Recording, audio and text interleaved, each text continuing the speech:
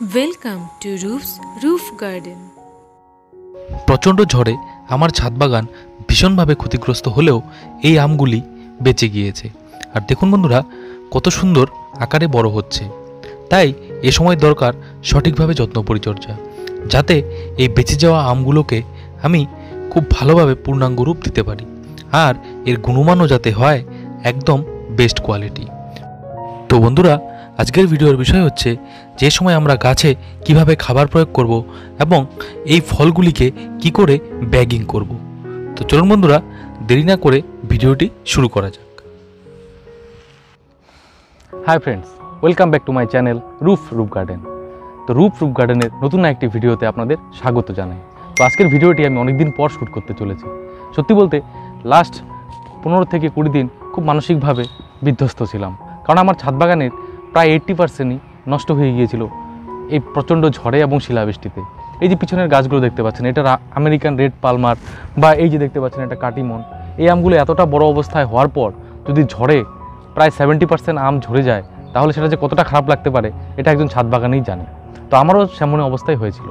তবে প্রতিটি ছাদ বাগানের জীবনেই এটি একটি অঙ্গ, এটা মেনে নিতেই হবে। আর প্রাকৃতিক দুর্যোগের কাছে আমরা তো কিছুই নয়, তাই আবার নতুন উদ্যমে শুরু করলাম। তো বন্ধুরা, আজকের ভিডিওর বিষয় হচ্ছে যে আম গাছগুলোর এখন কেমন কন্ডিশনে রয়েছে, বা এখন আমাদের কি বিশেষ যত্ন পরিচর্যা করতে হবে সেটি। তো বন্ধুরা, চলুন ভিডিওটি শুরু করা যাক। তো বন্ধুরা, এটি আমার একটি 1 বছরের পুরনো গাছ। সত্যি বলতে 1 বছরও ঠিক নয়, 7 থেকে 8 মাস বয়স। এই গাছটিতেও প্রচুর পরিমাণে ফলন এসেছিল, কিন্তু এই ঝড়ে সবগুলো ঝরে যাওয়ার পরও আমার এই গাছটিতে এখনও 5টি ব্যানানা ম্যাঙ্গো টিকেছে। দেখুন, এই ফলগুলোর যা এখন আকার হয়েছে, তাতে এই ফলগুলো আর যদি কোনো প্রাকৃতিক দুর্যোগ না আসে তাহলে আর ঝরবে না। তাই এ সময় এর দরকার প্রপার খাবারের, আর এই খাবারের যদি না দেই তাহলে এই ফলগুলোর গুণমান খুব একটা বেশি ভালো হবে না। তাই এ সময় আমি এই গাছগুলোতে প্রয়োগ করব মিক্স ফার্টিলাইজার। যদিও 10 থেকে 15 দিন আগেই এটি প্রয়োগ করার দরকার ছিল, কিন্তু আমাদের উত্তরবঙ্গে টানা 1 মাস ধরে এত প্রচণ্ড বৃষ্টি এবং ঝড় হওয়ার জন্য এ সময় আমি এগুলো প্রয়োগ করতে পারিনি। তার বদলে আমি এনপিকে 0050 এগুলো আমি স্প্রে করে দিয়েছি, যাতে সেগুলো জলের সঙ্গে ধুয়ে না যায়। তো এখন এই ফলগুলোকে বড় করতে গেলে গাছটির দরকার স্লো রিলিজ ফার্টিলাইজার, অর্থাৎ যেগুলো এর মাটিতে থাকবে এবং গাছ তার প্রয়োজনের মতো ধীরে ধীরে গ্রহণ করতে পারে। তো বন্ধুরা, এবার আমি এই গাছটিতে প্রয়োগ করব বাড়িতে তৈরি জৈব মিশ্র সার। আর এই জৈব মিশ্র সার কী করে তৈরি করতে হয় প্রায় প্রতিটি ভিডিওতেই বলা থাকে, তাই নতুন করে আমি আর বলছি না। এর লিঙ্ক আমি আই বটনে দিয়ে দিলাম, আপনারা চাইলে দেখে নিতে পারেন। তো বন্ধুরা, তাও আমি বলে দিচ্ছি, এতে আছে 25% বোন মিল, 25% হর্ন মিল, 25% সর্ষের খোল, আর 25% নিম খোল। আর এছাড়া এর মধ্যে রয়েছে সাগরিকা গ্র্যানুলার কিছু দানা। যদি সাগরিকা গ্র্যানুলার না থাকে কোনো ব্যাপার নয়, সেটি ছাড়াও আপনি এই চারটিকে ব্যবহার করলেও দারুণ রেজাল্ট পাবেন। তো এটি আমি এবার এই গাছটিতে প্রয়োজন মতো দিয়ে দেব। তো এই জৈব মিশ্র সার প্রয়োগ করার আগে এর গোড়াগুলো ভালো করে আমরা খুঁচিয়ে নেব। তবে খুঁচানোর সময় একটি জিনিস মাথায় রাখতে হবে, যাতে গাছের রুটের খুব বেশি ক্ষতি না হয়। 2-1টা ছিঁড়ে গেলে কোনো ব্যাপার নয়, কারণ গাছটি যথেষ্ট পরিণত হয়ে গিয়েছে এবং এই মূল অনেকটা বিন্যস্ত। এবার এই টবটির ধার বরাবর আগের থেকেই তৈরি করা এই মিশ্র জৈব সার দিয়ে দেব। আর এটি একটি 12 ইঞ্চির টব, তাই এতে 3 থেকে 4 মোট পরিমাণ দিয়ে দিলেই যথেষ্ট। আর বন্ধুরা, এর সঙ্গে আরেকটি জিনিস দিয়ে দিতে হবে, সেটি হচ্ছে সালফেট অফ পটাশ বা 0050। তবে জৈব উপায়ে পটাশের যোগান পাওয়া খুবই কষ্টসাধ্য। কলার খোসাতে আপনি কিছুটা পরিমাণে পেতে পারেন ঠিকই, কিন্তু এত পরিমাণে কলা খাওয়াও সম্ভব নয়। তাই এক্ষেত্রে আমাদের রাসায়নিকভাবেই এই পটাশের যোগান গাছকে দিতে হবে। আর এক্ষেত্রে আমি নিয়ে নিয়েছি ইফকো ব্র্যান্ডের এই 0050। আর এই 12 ইঞ্চি টবের ক্ষেত্রে 1 থেকে 1.5 চামচ পটাশকে আমি এই টবের ধার বরাবর দিয়ে দিব। আর এই পটাশের প্রয়োগ করলে ফলের মিশ্রতা যেমন বৃদ্ধি পায়, তেমন ফলের গুণমানও খুব ভালো হয়। টবের মাটিতে জৈব মিশ্র সার প্রয়োগ করার পর এভাবে মাটি দিয়ে খুব ভালোভাবে ঢেকে দিয়ে চেপে চেপে দিতে হবে, যাতে জৈব মিশ্র সারগুলো মাটির উপরে উন্মুক্ত হয়ে না থাকে। আর বন্ধুরা, এভাবে যে আমরা খাবারটা দিয়ে দিলাম, এই খাবারেই এই ফলগুলো পরিণত হওয়া পর্যন্তই চলতে থাকবে, আর গাছ ধীরে ধীরে তার প্রয়োজনীয় খাবার এই মাটির থেকে গ্রহণ করতে থাকবে। তো বন্ধুরা, এবার যে গাছটি দেখতে পাচ্ছেন, এটি হচ্ছে বাড়ি 4 প্রজাতির একটি আম গাছ। তো এই গাছটিরও গোড়া খুঁচিয়ে আমি খুব ভালোভাবে এবার জৈব মিশ্র সার এবং পটাশ দিয়ে দেব, যাতে এই যে আমগুলি অবশিষ্ট রয়েছে, এই আমগুলি খুব ভালোভাবে বেড়ে উঠতে পারে।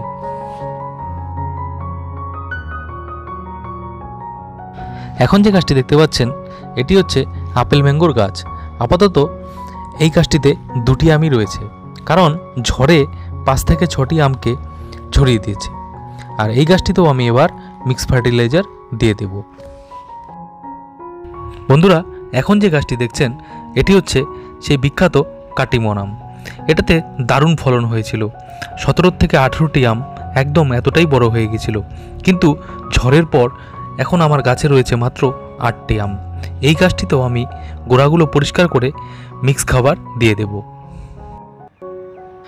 আর এভাবেই এক এক করে আমার বাকি যে গাছগুলি রয়েছে, যেমন পালমার, আম্রপালি, মিয়াজাকি, এই সমস্ত আম গাছগুলিতেই মিক্স খাবার দিয়ে দেব। তো বন্ধুরা, এবার আমি এই ফলগুলোকে ব্যাগিং করে দেব। আর ব্যাগিং করার বেশ কয়েকটি সুবিধা রয়েছে। সেগুলির মধ্যে প্রথমটি হচ্ছে, আমরা যদি এই ফলগুলোকে ব্যাগিং করে দিই তাহলে ফ্রুট ফ্লাই বা বিভিন্ন আম ছিদ্রকারী যে পোকাগুলো রয়েছে সেগুলোর হাত থেকে একে আমরা কোনোরকম কীটনাশক ছাড়াই বাঁচাতে পারবো। আর আমরা যেহেতু এই ফলগুলোকে বাড়িতে খাবো, তাই এগুলোতে যাতে রাসায়নিক পদার্থের ব্যবহার খুব কম পরিমাণে হয় সেদিকেও লক্ষ্য রাখতে হবে। আর ব্যাগিং করে দিলে আপনাকে যেমন অতিরিক্ত কীটনাশক বা ছত্রাকনাশকও খুব একটা বেশি স্প্রে করতে হবে না, আবার তেমনই এই ফলগুলো সুরক্ষিত থাকবে বাইরের বিভিন্ন পোকার আক্রমণের হাত থেকে। আর এই ফলের গুণমানও যেমন ভালো হবে, এর আকারও খুব ভালো হবে। তবে এই ব্যাগিং করার আগে আপনাদের যেটা করতে হবে, যেদিন আপনারা ব্যাগিং করবেন তার আগের দিন যে কোনো একটি ছত্রাকনাশক এবং কীটনাশক এর উপর স্প্রে করে দেবেন। কারণ এর মধ্যে যদি কোনো পোকা টোকা লেগে থাকে বা এর লার্ভা বা কোনো কিছু যদি থেকে থাকে সেগুলো মারা যাবে। কারণ এইগুলোকে যদি আমরা ব্যাগিং করে দেই তাহলে সেই লার্ভাগুলো যদি ভিতরে থেকে যেত তাহলে তাদের বৃদ্ধি পেতে আরও বেশি সুবিধা হতো। তাই যেদিন আমরা ব্যাগিং করব তার আগের দিন একে খুব ভালো করে ছত্রাকনাশক এবং কীটনাশক মেনে নিতে হবে। আর এক্ষেত্রে আমি সাপ এবং ইমিডাক্লোরোপিড দুটো একসঙ্গে মিশিয়ে গতকাল আমি সন্ধ্যাবেলা এটিকে স্প্রে করে দিয়েছিলাম, আর আজ সকালে এটিকে আমি ব্যাগিং করে দিচ্ছি। আর ব্যাগিং করতে যে আমি ব্যাগটি ব্যবহার করেছি এটা সম্পূর্ণ বাড়িতে তৈরি। দেখুন বন্ধুরা, এটি তৈরি করতে আমার খরচ হয়েছে মাত্র 2.5 টাকা করে। তো ব্যাগিং করা তেমন কোনো ব্যাপার নয়, এগুলোকে খুব ধীরে ধীরে আমটাকে খুব সাবধানে এভাবে ঢুকিয়ে এটাকে জাস্ট এভাবে টেনে বেঁধে দেব। আর এটাকে একটু নিচের দিকে ঝুলিয়ে দেব যাতে আমটা একদম ধার বরাবর লেগে না থাকে। একই রকমভাবে এখানে দেখুন দুটো আম একসাথে রয়েছে, তাই একটা ব্যাগে এটা হয়ে যাবে। যেহেতু ব্যানানা ম্যাঙ্গোগুলো অনেকটা লম্বাভাবে বড় হয় আর এই ব্যাগগুলো যথেষ্ট বড়, তাই এতে অসুবিধা হওয়ার কথা নয়। এই দুটোকেও আমি খুব ভালোভাবে পরিয়ে দিচ্ছি, পরিয়ে মুখটাকে এভাবে টেনে দিচ্ছি।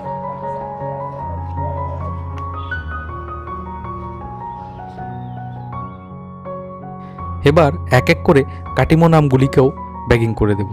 আর ব্যাগিং করলে ফলের কালার যে কতটা সুন্দর আসে, ইনসেটে যে আমটি দেখতে পাচ্ছেন এটি হচ্ছে এই একই গাছের গত বছরের কাটিমন আম। দেখুন বন্ধুরা, কত সুন্দর কালার এসেছে। তাহলে প্রায় সবগুলো গাছেই ব্যাগিং সম্পন্ন হলো, যদিও বেশ কিছু গাছ এখনও বাকি রয়েছে। কালারফুল যে সমস্ত আমগুলো হয় তার মধ্যে একটি বিখ্যাত আম হচ্ছে এই আমেরিকান রেড পালমার। দেখুন বন্ধুরা, এই আমের সাইজ অনেকটা আমার হাতের তালুর মতোই হয়ে গিয়েছে, আর কালারটাও খুব সুন্দরভাবে আসছে। যদিও এটি সূর্যের আলো পেলে আর খুব ভালো কালার হবে, তাই এই আমেরিকান পালমারের আমগুলোকে আমি আপাতত ব্যাগিং করছি না। আর করলেও 2-1টি আমের মধ্যে ব্যাগিং করে দেখব যে একটি ব্যাগিং করা আম আর একটি খোলা অবস্থায় থাকা আমের মধ্যে কালারের কতটা পার্থক্য হয় আর গুণমান বা স্বাদেরই কতটা পার্থক্য হয়। তাই আপাতত আমি এগুলোকে ব্যাগিং করছি না, তবে 2-1-এর মধ্যেই এগুলোকেও আমি ব্যাগিং করে দেব। এছাড়াও এটি হচ্ছে আরেকটি ব্যানানা ম্যাঙ্গোর গাছ।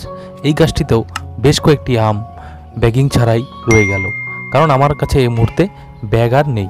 তবে 2-1-এর মধ্যে এগুলোকেও আমি ব্যাগিং করে দেব।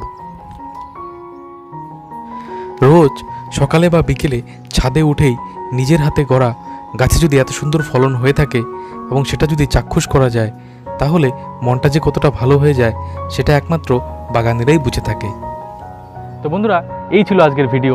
যদি ভিডিওটি ভালো লেগে থাকে তাহলে অবশ্যই একটি লাইক করবেন, শেয়ার করবেন এবং চ্যানেলটিকে সাবস্ক্রাইব করে চ্যানেলটির পাশে থাকার অনুরোধ রইল। আর সাবস্ক্রাইব করে বেল আইকনটি প্রেস করে দেবেন, তাহলে ছাদ বাগান সংক্রান্ত আমি নতুন ভিডিও আপলোড করলেই আপনাদের কাছে নোটিফিকেশন পৌঁছে যাবে। তো আপনারা সবাই ভালো থাকুন, সুস্থ থাকুন, আরও বেশি করে গাছ লাগান। ধন্যবাদ।